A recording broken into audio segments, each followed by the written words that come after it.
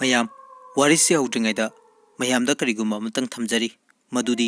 horror story ꯑꯁꯤ ꯁꯒꯣꯜꯁꯦꯟ ꯅꯨꯃꯤꯠ ꯈꯨꯗꯤꯡꯒꯤ ꯍꯥꯞꯆꯕꯅꯤ ꯑꯗꯨꯕꯨ ꯃꯃꯥꯡꯒꯤ ꯍꯞꯇꯥ ꯑꯃꯗꯤ ꯍꯟꯗꯛꯀꯤ ꯁꯒꯣꯜꯁꯦꯜꯗ ꯀꯔꯤꯒꯨꯝꯕ ꯈꯨꯗꯣꯡꯆꯥꯗꯕ ꯑꯃꯗꯒꯤ ꯍꯥꯞꯆꯕ ꯉꯝꯈꯤꯗ꯭ꯔꯦ ꯑꯗꯨꯅ ꯍꯣꯔꯔ ꯁ꯭ꯇꯣꯔꯤ ꯑꯁꯤ ꯍꯥꯞꯍꯧꯗꯕꯒꯤ ꯌꯦꯡꯉꯒ ꯑꯋꯥꯠꯄꯁꯤꯡ ꯑꯗꯨ ꯉꯁꯤꯗꯒꯤ ꯂꯦꯞꯄ ꯂꯩꯇꯅ ꯑꯔꯣꯏꯕ ꯐꯥꯎꯕ ꯃꯌꯥꯝꯗ ꯇꯥꯍꯟꯖꯔꯒꯅꯤ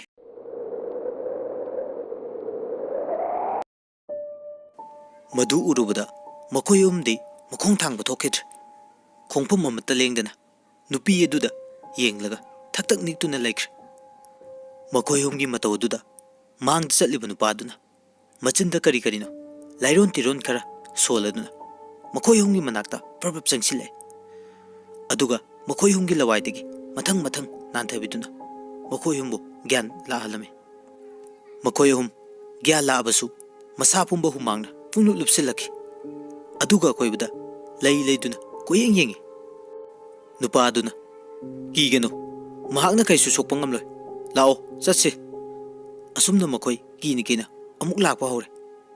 ꯈꯔ ꯂꯥꯛꯂꯕ ꯃꯇꯨꯡ ꯁꯛꯐꯝ ꯀꯥꯏꯔꯕꯤ ꯀꯤꯅꯤꯡꯉꯥꯏꯒꯤ ꯃꯁꯛ ꯑꯣꯏꯔꯕꯤ ꯅꯨꯄꯤ ꯑꯗꯣ ꯂꯝꯕꯤꯒꯤ ꯃꯇꯥꯏꯗ ꯑꯃꯨꯛ ꯐꯝꯗꯨꯅ ꯊꯋꯥꯏ ꯅꯨꯡꯉꯥꯏꯇꯅ ꯀꯞꯇꯨꯅ ꯂꯩꯔꯝꯕꯗꯨ ꯎꯔꯦ ꯀꯞꯇꯨꯅ ꯁꯨꯝ ꯂꯩꯔꯝꯕꯗꯒꯤ ꯅꯨꯄꯤ ꯑꯗꯨꯅ ꯃꯈꯣꯏ ꯑꯍꯨꯝꯗ ꯑꯃꯨꯛ ꯃꯃꯤꯠ ꯈꯥꯅ ꯌꯦꯡꯂꯛꯏ ꯅꯨꯄꯤ ꯑꯗꯨꯒꯤ ꯁꯛꯐꯝ ꯑꯃꯗꯤ ꯇꯧꯔꯛꯂꯤꯕ ꯃꯇꯧ ꯑꯗꯨꯗ ꯔꯣꯃꯦꯟꯗꯤ ꯀꯤꯃꯟꯈꯤꯕꯅ ꯂꯥꯎꯒꯦ ꯍꯥꯏꯅ ꯇꯧꯔꯛꯄꯒ ꯑꯕꯨꯡꯅ ꯔꯣꯃꯦꯟꯒꯤ ꯃꯆꯤꯟ ꯑꯗꯨ ꯃꯈꯨꯠꯅ ꯃꯦꯟꯁꯤꯟꯈꯤꯕꯅ ꯂꯥꯎꯕꯗꯤ ꯉꯝꯈꯤꯗ꯭ꯔꯦ ꯔꯣꯃꯦꯟ ꯒ꯭ꯌꯥꯟ ꯃꯥꯡꯗꯨꯅ ꯑꯕꯨꯡꯗ ꯉꯥꯊꯔꯛꯈꯤ ꯑꯕꯨꯡꯅ ꯚꯥꯏ ꯇꯥꯕ꯭ꯔꯣ ꯁꯦ ꯀꯩꯗꯧꯔꯒꯦ ꯉꯥꯟꯕ ꯔꯣꯃꯦꯟꯁꯦ ꯀꯩꯅꯣꯝ ꯇꯧꯈ꯭ꯔꯦ ꯉꯥꯟꯕꯅ ꯍꯥ ꯔꯣꯃꯦꯟ ꯔꯣꯃꯦꯟ ꯀꯩꯗꯧꯔꯒꯦ ꯏꯐꯥ ꯄꯥꯈꯠꯅꯥꯏ ꯅꯨꯄꯥ ꯑꯗꯨꯁꯨ ꯇꯥꯔꯗꯨꯅ ꯃꯈꯣꯏꯒꯤ ꯃꯅꯥꯛꯇ ꯆꯪꯁꯤꯜꯂꯛꯑꯦ ꯅꯨꯄꯥ ꯑꯗꯨꯅ ꯍꯥꯏꯔꯦ ꯅꯣꯏ ꯑꯅꯤꯃꯛ ꯊꯥꯗꯣꯛꯑꯣ ꯑꯩ ꯄꯥꯏꯒꯦ ꯀꯩꯁꯨ ꯇꯧꯔꯣꯏ ꯑꯁꯨꯝꯅ ꯍꯥꯏꯔꯒ ꯅꯨꯄꯥ ꯑꯗꯨꯅ ꯃꯆꯤꯟꯗ ꯃꯨꯔꯨꯝ ꯃꯨꯔꯨꯝ ꯁꯣꯜꯂꯒ ꯔꯣꯃꯦꯟꯒꯤ ꯃꯀꯣꯛꯇ ꯑꯍꯨꯝꯂꯛ ꯅꯥꯟꯊꯕꯤꯔꯦ ꯑꯗꯨꯒ ꯃꯍꯥꯛꯀꯤ ꯈꯥꯎ ꯑꯗꯨꯗꯒꯤ ꯏꯁꯤꯡ ꯕꯣꯇꯜ ꯑꯃ ꯄꯨꯊꯣꯛꯑꯒ ꯔꯣꯃꯦꯟꯒꯤ ꯃꯃꯥꯏꯗ ꯏꯁꯤꯡ ꯃꯔꯤꯛ ꯑꯅꯤ ꯑꯍꯨꯝ ꯈꯤꯛꯂꯝꯃꯤ ꯅꯨꯄꯥ ꯑꯗꯨꯅ ꯍꯦ ꯅꯪ ꯒ꯭ꯌꯥꯟ ꯂꯥꯕ ꯅꯠꯇ꯭ꯔꯣ ꯁꯦ ꯒ꯭ꯌꯥꯟ ꯂꯥꯕ ꯅꯠꯇ꯭ꯔꯣ ꯔꯣꯃꯦꯟꯅ ꯀꯌꯥꯝ ꯋꯥꯠꯂꯤꯕꯒꯦ ꯑꯩꯈꯣꯏꯅ ꯆꯠꯀꯗꯕ ꯅꯨꯄꯥ ꯑꯗꯨꯅ ꯈꯨꯝꯃꯤ ꯂꯥꯛꯑꯣ ꯌꯥꯝꯗ꯭ꯔꯦ ꯌꯧꯒꯗꯕ ꯆꯠꯄ ꯍꯧꯔꯁꯤ ꯅꯈꯣꯏ ꯑꯅꯤ ꯃꯥꯕꯨ ꯈꯔ ꯁꯝꯂꯒ ꯄꯨꯕꯤꯔꯣ ꯅꯨꯄꯥ ꯑꯗꯨꯅ ꯇꯧꯔꯤꯕ ꯃꯑꯣꯡ ꯃꯇꯧꯁꯤꯡ ꯑꯗꯨ ꯎꯔꯒ ꯃꯈꯣꯏ ꯑꯍꯨꯝꯅ ꯅꯨꯄꯥ ꯑꯗꯨ ꯂꯥꯏꯇꯤꯟꯒ ꯁꯝꯅꯕ ꯑꯃꯥꯏꯕ ꯑꯣꯏꯒꯅꯤ ꯍꯥꯏꯕꯅ ꯊꯥꯖꯔꯝꯃꯤ ꯃꯔꯝ ꯑꯗꯨꯅ ꯃꯈꯣꯏ ꯑꯍꯨꯝ ꯅꯨꯄꯥ ꯑꯗꯨꯒꯤ ꯃꯇꯨꯡꯗ ꯇꯞ ꯅꯞꯁꯤꯟꯗꯨꯅ ꯑꯗꯨꯝ ꯏꯟꯅꯔꯦ ꯑꯁꯨꯝ ꯇꯧꯅ ꯅꯨꯄꯥ ꯑꯗꯨꯅ ꯃꯈꯣꯏ ꯑꯍꯨꯝꯕꯨ ꯈꯨꯗꯣꯡ ꯊꯤꯅꯤꯡꯉꯥꯏ ꯑꯣꯏꯔꯕ ꯑꯁꯨꯛꯄ ꯃꯐꯝ ꯑꯗꯨꯗꯒꯤ ꯂꯥꯟꯊꯣꯔꯛꯂꯦ ꯑꯁꯨꯛꯄ ꯃꯐꯝ ꯑꯗꯨꯗꯒꯤ ꯈꯔ ꯂꯥꯛꯂꯒ ꯅꯨꯄꯥ ꯑꯗꯨꯅ ꯌꯨꯝ ꯑꯣꯏ ꯁꯪꯑꯣꯏ ꯇꯧꯕ ꯃꯐꯝ ꯑꯃꯗ ꯃꯈꯣꯏꯕꯨ ꯄꯨꯁꯤꯜꯂꯛꯈꯤ ꯃꯈꯣꯏ ꯃꯐꯝ ꯑꯗꯨ ꯌꯧꯕꯗ ꯅꯣꯡꯁꯨ ꯇꯞꯅ ꯇꯞꯅ ꯉꯥꯟꯊꯣꯔꯛꯂꯦ ꯀꯤꯅꯤꯡꯉꯥꯏ ꯑꯣꯏꯔꯝꯕ ꯑꯍꯤꯡꯒꯤ ꯁꯛꯇꯝꯁꯤꯡ ꯑꯗꯨꯁꯨ ꯇꯞꯅ ꯇꯞꯅ ꯃꯥꯡꯈ꯭ꯔꯦ ꯃꯐꯝꯗꯨꯗ ꯕꯨꯡꯉꯣꯗꯤ ꯃꯀꯣꯛ ꯑꯗꯨ ꯄꯥꯏꯗꯨꯅ ꯅꯣꯟꯊꯔꯒ ꯐꯝꯂꯒ ꯂꯩꯔꯝꯃꯦ ꯃꯈꯣꯏ ꯑꯍꯨꯝꯁꯨ ꯕꯨꯡꯉꯣ ꯎꯕꯗ ꯍꯔꯥꯎꯖꯗꯨꯅ ꯆꯦꯟꯁꯤꯜꯂꯛꯑꯒ ꯃꯈꯣꯏ ꯃꯔꯤ ꯀꯣꯟꯁꯤꯟꯗꯨꯅ ꯀꯞꯃꯤꯟꯅꯩ ꯉꯥꯏꯍꯥꯛ ꯂꯩꯔꯒ ꯅꯨꯄꯥ ꯑꯗꯨꯅ ꯍꯥꯏꯔꯦ ꯅꯈꯣꯏ ꯍꯌꯦꯡ ꯆꯠꯂꯣ ꯉꯁꯤꯗꯤ ꯑꯩꯒꯤ ꯌꯨꯝ ꯑꯁꯤꯗ ꯂꯩꯔꯣ ꯅꯠꯇ꯭ꯔꯕꯗꯤ ꯅꯈꯣꯏ ꯈꯨꯗꯣꯡꯊꯤꯕ ꯅꯪꯒꯅꯤ ꯃꯈꯣꯏ ꯃꯔꯤꯁꯨ ꯅꯨꯄꯥ ꯑꯗꯨꯕꯨ ꯀꯅꯥꯅꯣ ꯀꯔꯤꯅꯣ ꯈꯪꯅꯤꯡꯗꯨꯅ ꯏꯄꯨ ꯍꯥꯏꯒꯗ꯭ꯔꯥ ꯄꯥꯕꯨꯡ ꯀꯧꯒꯗ꯭ꯔꯥ ꯀꯅꯥ ꯑꯣꯏꯔꯕꯅꯣ ꯑꯗꯨꯒ ꯃꯇꯧ ꯀꯔꯝꯅ ꯑꯩꯈꯣꯏꯕꯨ ꯅꯨꯄꯥ ꯑꯗꯨꯅ ꯐꯠ ꯍꯥꯏꯔꯦ ꯄꯥꯕꯨꯡ ꯀꯧꯔꯕꯁꯨ ꯏꯌꯥ ꯌꯥꯏꯗ ꯋꯥꯔꯤ ꯌꯥꯝ ꯁꯥꯡꯉꯤ ꯑꯩ ꯃꯇꯝ ꯀꯨꯏꯅ ꯃꯐꯝ ꯑꯁꯤ ꯊꯥꯗꯣꯛꯂꯨꯔꯦ ꯀꯨꯏꯗ꯭ꯔꯤ ꯑꯩꯁꯨ ꯃꯐꯝ ꯑꯁꯤꯗ ꯊꯨꯡꯂꯕ ꯑꯕꯨꯡꯅ ꯃꯐꯝ ꯑꯁꯤꯗ ꯊꯣꯛꯂꯤꯕ ꯑꯀꯤꯕꯒꯤ ꯃꯁꯛ ꯑꯣꯏꯔꯕ ꯊꯧꯗꯣꯛꯁꯤꯡ ꯑꯁꯤꯅ ꯃꯇꯧ ꯀꯔꯝꯅ ꯑꯣꯏꯈꯤꯕꯅꯣ ꯅꯨꯄꯥ ꯑꯗꯨꯅ ꯈꯨꯝꯃꯦ ꯅꯈꯣꯏꯅ ꯂꯩꯔꯝꯕ ꯌꯨꯝ ꯑꯗꯨꯒꯤ ꯋꯥꯔꯤꯅꯤ ꯇꯟꯖꯥ ꯑꯗꯨꯗ ꯃꯈꯣꯏꯅ ꯌꯨꯝ ꯑꯗꯨꯗꯒꯤ ꯐꯪꯂꯛꯈꯤꯕ ꯄꯣꯏ ꯑꯗꯨ ꯑꯕꯨꯡꯅ ꯂꯧꯊꯣꯛꯇꯨꯅ ꯅꯨꯄꯥ ꯑꯗꯨꯗ ꯄꯤꯔꯝꯃꯤ ꯑꯗꯨꯒ ꯑꯕꯨꯡꯅ ꯌꯨꯝ ꯑꯗꯨꯗ ꯂꯩꯔꯝꯕꯅꯤ ꯅꯨꯄꯥ ꯑꯗꯨꯅ ꯕꯣꯏ ꯑꯗꯣ ꯇꯥꯞ ꯄꯥꯏꯗꯨꯅ ꯌꯦꯡꯉꯤ ꯕꯣꯏ ꯑꯗꯨ ꯍꯥꯡꯇꯣꯛꯇꯨꯅ ꯌꯦꯡꯂꯨꯕꯗ ꯌꯥꯎꯔꯝꯂꯤꯕ ꯐꯣꯇꯣ ꯑꯗꯨ ꯎꯕꯗ ꯃꯤꯠꯂꯨ ꯄꯤꯔꯥꯡ ꯏꯍꯧꯔꯛꯇꯨꯅ ꯈꯥꯝꯕ ꯉꯝꯗ ꯃꯤꯠꯂꯨ ꯑꯅꯤꯗꯒꯤ ꯄꯤꯔꯥꯡ ꯆꯤꯟꯊꯔꯛꯏ ꯃꯈꯣꯏ ꯃꯔꯤꯁꯨ ꯅꯨꯄꯥ ꯑꯗꯨꯒꯤ ꯃꯇꯧ ꯑꯗꯨꯗ ꯅꯨꯡꯉꯥꯏꯇꯕ ꯐꯥꯎꯔꯝꯃꯤ ꯑꯗꯨꯕꯨ ꯅꯨꯄꯥ ꯑꯗꯨꯅ ꯃꯃꯤꯠꯇꯒꯤ ꯄꯤꯔꯥꯡ ꯆꯤꯟꯊꯔꯛꯂꯤꯕ ꯑꯗꯨ ꯀꯔꯤ ꯃꯔꯝꯒꯤꯅꯣ ꯍꯥꯏꯕꯗꯤ ꯈꯪꯕ ꯉꯝꯂꯝꯗꯦ Romen Kaidorge Pabung Kapladi Nupadun Hide Madam Quirabgi Mamanga Mapumasi Apipa Kungama Oine Lerme Photo Sida Yauriba Nupi Sigi Maming Istan Kawi Aduga Nupa Sibuna Tauba Kawi Abungna Aduga Pabungna Kaplibana Kari Marangino Makoy Nigiwari Akoi to Libi Babung Nupa Aduna Ai Wari do Lire Gitaro Kungang asida Ichan namadi thauba asuki patik nungsinarame Ichan wata padaba imungi majani thaubadi mamasu mapasu laikich Nongma achikpa mafam amada Ichan da thauba nang aibu thadok pinuko thaubuna khume asibu wane na Ichan kaino aibu thadok lomge hairo thaubuna khume taning deba chan Aina Siki Batoladi, Kamaito near Ichana Adu Su, I should narrate dana Kainu Kang Dibe Siki Bagaro Goidi Taubana O Yom Rasto Noi Maribataro Oh Mane Nang Ai Isum Garakaning Taubana Pagi Tauminda Kaigi Tadok to know Adu Neva Adunga Sina Adumine Hayadro Tanja Aduda Kadum Dugino Kangode, Dupa Crescent Sile Aduga Yam Karim Nanari Tomtin Eh No Henny di Asik Pusida, Udon one Lermeda Ichan Karadum Nunga Minere Aduka Doge Kadoga Habano Ngobada Says Kukakti Laitre He Nupini Kaina If a heck fazzer dana Taubana Mayam Sapikro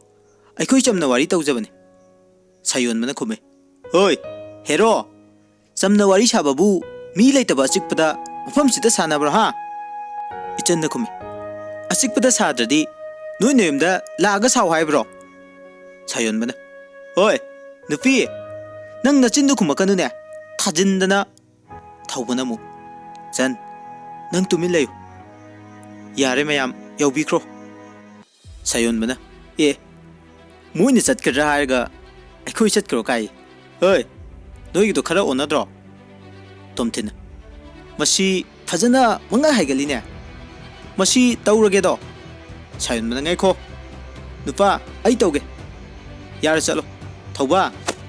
Nang Yamtin Solakani Nang Saloro Tauba Fare Jasilausan Waserga Ishan Kudang the Fiduna Jingi Sayon Man Hey Naiko Kudang to Tado Yam to Natado Music Nangisa ha I could lay Nang Namit to the Usan Pabu in Uraha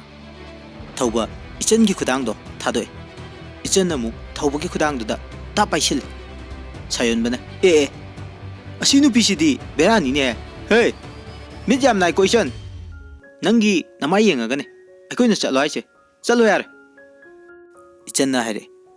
Chachilao Nuxibo Ichana Tabuching the Nafuki Sayon Mana Ha ha ha Angakpani the Taurisione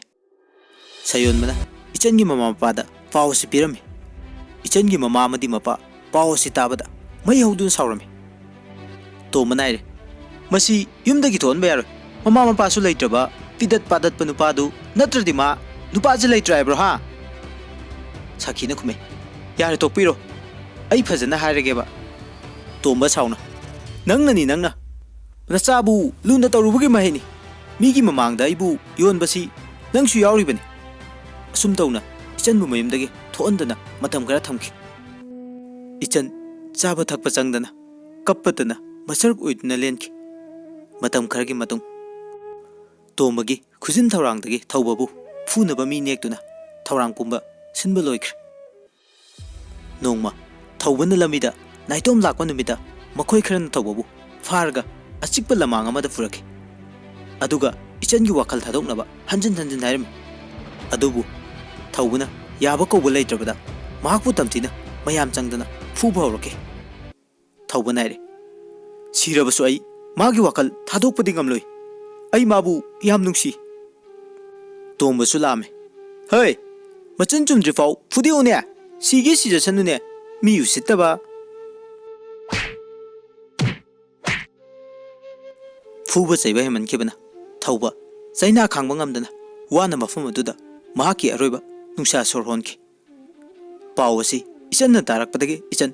angawbi amagum mahaki kada thonglin sunduna laiki nongnini di tomasu asawbagi mayana machanupibu karam tawri haiba yengamde numit kharani matung isan gi kadu thong hangna bairame adubu isan di karisu khumlakhidre isan angawbi amagum wakal mimana khidre mahaki tonganba sangsar amada tawduna laikre mama mapa su kaukre afa fata karisu khangkhidre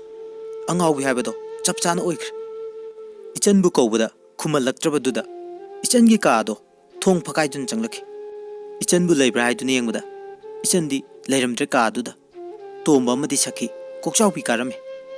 makoi henigi amata yaujbi machanupi isan leiramdrabada tofum khanglamde karai de leibiga haiduna koiti thiba hore tomba amadi sakhi makoi henigi amata yaujaba machanupi isan da magi kada leiramdrabaduda mathai wana machabu kauduna thijari karai de leigi haiduna koyeng yengi mahaki kage thongna odusu manungdagi puna thaduna lerme karomda karamda chatkirna haiba khangpham khanglaktre kangkhada mu pakthaduna yengi adubu leibudi tomana sakhi aigi chanupi kadai de lermgani sakhi su machanupi gi phamung aduda phamduna kapli sakhi ne khume kadai deno aikoina hojik thigadawru sibo ima gi bema kadai de leibagi nangbo ichabu asukui ka sida kari chari kari tawri hai fau yengbidana namchinuna thambi kibane aikoi bu soinana waraurangani aidi ichanupi udana leiba ngamlui ichanupi piyo moi baba asumna hi kaptuna haije tomana ngaikho amukta tapthakhu karai de leige haibado amukta thikise sakina khume karai dano hauji aikoina thigadaba karai dano ichanupi duna leiramgadaba tomana yare toklo sakhi ichado aisu chani ne aisu ichabu nungsiye nungsibagiro numit kyani no ichaduna chada thaktana kasida kari tawri hai fahu yengbidana thamkiba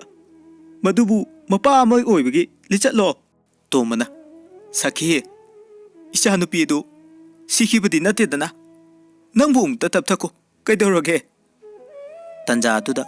nakanda leiba upudo khangning nilakbugum makhon ama tare sakhi amadi tomba upu aduda munne yenglame upu adugi manungda karigumba ama leibagum tawri tomba kaisu thokjadana upu adu tamna sangsilame upu ado ta paiduna thong adu hek hangtoklubada ichandi mamit mapan sing ado musin musenduna makok maru ifa fana maya higatuna leiramliba febam adu urubada tomba gyan mangbagum yengduna le mitham hongda ngayagi hinglamaga tomba leplamliba khongphum adudagi hantoke khalakpa mikup aduda ichanna makutta pairamba thang aduna hanjin hanjin thilame khudak aduda tomba awa chaina kangma ngamdana thawai thakre ichan pu manung adudagi phat chongthore sakisu ichan ubada macha nupi ni haiba kaukre akibagi meaina khanglaw lawge torakpada machin adu phajin kibugum masadu thak thak niktuna wangang ba thokidre ichandi makutta paiba thang aduga angawi amagum koichong chongduna sakhi gi manak tamna sangsile sakhi di macha nupi ge oyamlibe phibam sakpa mawong mataw aduda macha nupi ni khanba ngamkhit ki duna masado thak thak niktuna ichanda mun yengduna le ichandi akiba sakpa maduga loinana sakhi gi masam madu tap paiduna nale aduga manamsu susut name sakhi di miun hunba lepkrogum masado gyan tadana tarang malang amada tawduna laikre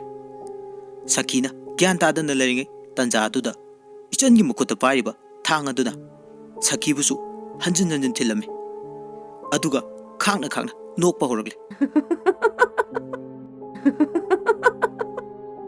ichanna khanglabara nakhoi aigi yengnabani